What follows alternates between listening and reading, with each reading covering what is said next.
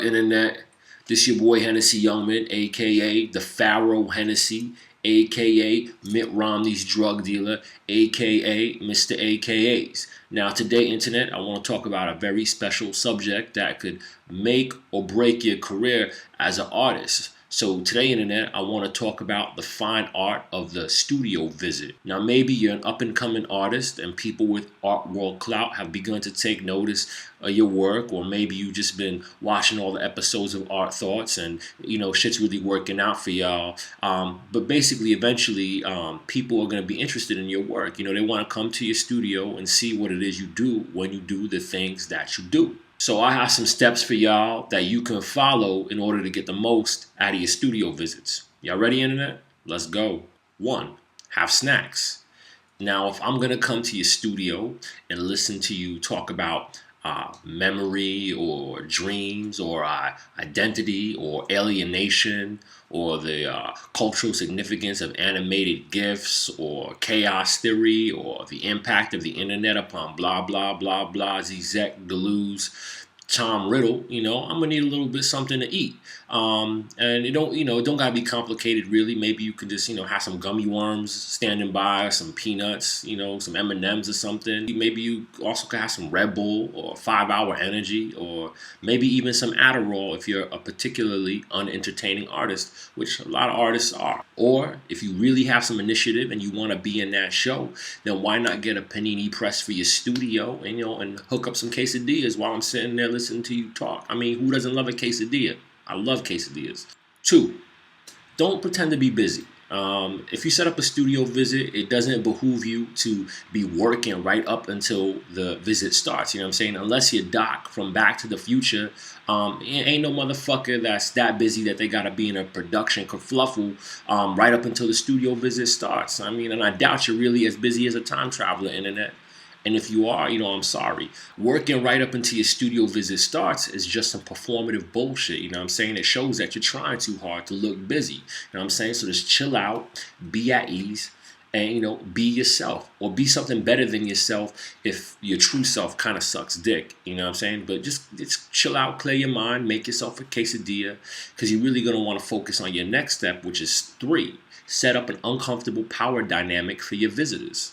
Now, this can be done in a myriad of ways. Like, for instance, if I have a curator in my studio, I'll make them sit in a chair with wobbly and a broken leg, or I'll sit in front of a poster of Louis Farrakhan yelling just to make my visitor question my racial politics. And, this could work for white people, too. I mean, you could sit in front of a poster of Bernard Getz, or maybe you could blow up a JPEG of dead people laying in the grass at Jonestown, or maybe you can leave a copy of Mein Kampf out in the open, just to make your visitor feel ill at ease. You know what I'm saying? And they'll think you're a crazy motherfucker, and you gotta remember, crazy sells. 4, watch your tabs. Make sure you don't have any incriminating web pages open. Like if you're researching a topic, make sure, if you have someone in your studio, make sure you don't have, Wikipedia open or Yahoo Answers open to the subject you're researching, or the person visiting your studio is going to think that you're a simp. You know what I'm saying? Or maybe you got a bunch of news blogs open, but you accidentally got like slutload.com or YouPorn or RedTube or Ask Jolene or Pink World open too. I touch myself and shit. I don't got no options. I'm single. And you don't want the person visiting your studio to think that you're an individual of ill repute. Or maybe that's a good thing. Maybe the person visiting your studio really just wants to fuck, and the only way they could possibly make a fuck happen is by scheduling a studio visit. And if that's the case, you ain't getting that show until you put on a show. You know what I mean? I'm talking about sex. 5. Have mad shit on your walls. Having a lot of visual data on your walls is a good way to replicate your thought process for your visitor. Make it look like you're an intense thinker. Make your studio look like the apartment of a serial killer. Random images, scrawlings, fuck it. Even just smear your own blood on the wall for good measure. This density of imagery on your studio walls makes it seem as if your thought process is multifaceted and deep, and that you're considering a totality of possibilities when you're making work. And having a lot of stuff on your walls is also good because it gives your studio visitors something to look at while you're boring them with your self-indulgent prattle.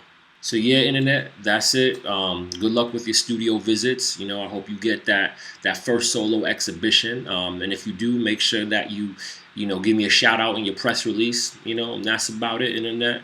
Right now, I'm about to go nom nom on this quesadilla, internet. I love you. Peace. One love. Son, this shit is so good. Oh my god. Come to my studio. I got panini press. All right. Peace. One love. Love you.